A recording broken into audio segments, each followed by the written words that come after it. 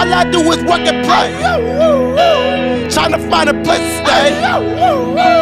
Trying to find some food today. Hey guys, how's it going? I'm Miller, and today I'm going to be running through my somewhere around top. It's not really top 10. It's just a bunch of albums that I believe are very good and that have come out on the first half of 2018. So let's get right into it. It's just going to be kind of a gauntlet format. Some mini reviews of albums, and I might touch on some albums I will talk about in the future. So, MGMT's Little Dark Age. This was the first CD I picked up in 2018, and it is easily MGMT's darkest effort yet. From what I can gather, it seems to be a meditation on loss of fame and artist death and that kind of stuff. If you want to learn more about that stuff, you can watch Mikaskis's, I'm not sure how to pronounce his name, but he made a very good video analyzing some of the lyrics on there, because there's a lot of really cryptic lyrics, especially on the title track, which title track is one of my favorite singles of the year. Well, it technically came out last year, but, I'm not going to count it last year. Sonically, it does resemble Ariel Pink's work very much. However, it uses a much more gothic tone instead of a retro-sounding 80s throwback kind of thing. Definitely one of the better synth-pop releases of the year. So, moving on. So, the next one is actually a re-recording of an album that came out all the way back in 2011, I think. It was 2011 or 2010. I believe it was 2011. Twin Fantasy. Car Seat Headrest. Car Seat Headrest, at that point in his career, it was just Will Toledo, just one guy doing all the stuff. Twin Fantasy is known for being a wildly popular album on Bandcamp, despite its horribly low fidelity. It's so low fidelity to the point where you can't make out a lot of the lyrics. It sounds like it was recorded on a laptop. And with all the fantastic albums that have come out since May, I'm kind of hesitant to say that anything has been my favorite album of the year so far, but with all the fantastic albums that have come out since May, I'm hesitant to say that this is still my favorite album of the year so far, but I cannot deny this album's quality. Every single song on here is a wildly unique adventure. It's like every song tries to outdo the one before it. Of course, the king here is the second track, Beach, Life, and Death, but the other tracks are still very memorable. In terms of comparing this to the original, the CD I bought, it came with the new version and the old recording. Definitely lives up to the old one's songwriting and charm. Great album. Listen to it. So the next album I want to talk about is definitely the most obscure album that will be on this list. It is Punk by Eric Taxon. So this album, its whole concept is to break copyright law whenever it can and basically just make a point to completely disregard it in every way possible. He does this by mashing up or remixing songs similar to the way Neil Cicierega does it, except he does it with this really entertaining sense of disdain for copyright law.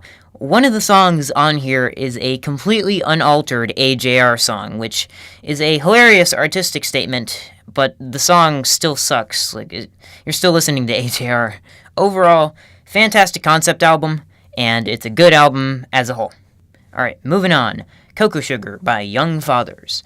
So, besides the absolutely amazing album art, the LP itself is an incredibly tight blend of alternative R&B and rap. The instrumentals are fantastic on their own, filled with lush production accompanied by a seemingly endless amount of wordplay and great hooks. So, next up, we got Jack White with his newest album, Boarding House Reach. Now, Jack White is most known for his work in the White Stripes Band, which consisted of him and his wife. He's been doing some solo stuff, but this is the first solo album of his I've been interested in. It sounds like pretty much no other rock album I've heard in the past year. I mean, sometimes it turns up the volume and delivers an incredibly energetic tune, like Over and Over and Over, or it kicks it back for a folk tune like Esmeralda Steals the Show or Humoresque. There's lots of bongos on this album. I've noticed that there's just at least 3 of the songs he used bongos, and it doesn't sound obnoxious, which is impressive. Speaking of impressive, we got Courtney Barnett with her newest LP that came out in May. It's called Tell Me How You Really Feel. And for me, this album is pretty impressive because it is such a change of pace compared to the collaborative record she had with Kurt Weill. October of last year, which that album was not interesting. I don't know, it'd be a good car album. It's just safe, bland indie rock music, but she actually sounds a bit more aggressive, more grunge influences, which, it may not be saying that much compared to her last album, but nonetheless, Nameless Faceless is both incredibly catchy and topical without sounding pretentious, oblivious, or dishonest. So, Beach House with 7. I will be covering this album more in depth in a different video that I'm making all about Beach House, and it's gonna, talk about at least 3 of their albums. But I will say, this album definitely takes the band's signature dream pop in a very interesting new direction. I'm excited to see what they put out in the future. So, another mini little thing. So all of the 5 Kanye West produced or collaborative projects, I will be covering those in a different video. However, those do consist of some of my favorite hip-hop albums of the year, so watch out for that. And moving on to another hip-hop album that I think was very memorable this year, Veteran by Jpeg Mafia. So, this album stands out for its sharp, edgy lyricism. However, its crowning achievement is most definitely its stupidly good production. It strikes a perfect balance between poppy hi-hats and abrasive samples and slicing.